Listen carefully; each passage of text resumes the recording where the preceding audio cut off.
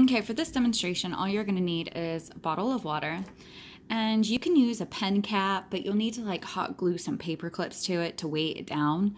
I found this like little Lego guy upstairs, and he's kind of light, and so I wanted him to be able to stay upright and not float in the water on his back when I put him in this bottle of water. So I stuck a little piece of a paper clip through his leg. So you can experiment and see if you can find either a pen cap or sometimes you can do a straw, like a piece of straw that's rubber banded together, folded up and rubber banded together, and then attach a paper clip to it or whatnot. But here's what we're going to do. We're going to take him, this is called a Cartesian diver, and we are going to place him in our bottle of water. Bloop. There you go, little guy. Okay, then I'm then going to close the bottle of water.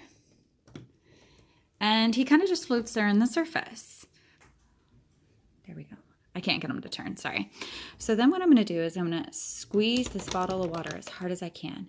And you'll see when I do that, he sinks down. And then I let go, bloop, he floats up. I apply pressure, and he sinks down again.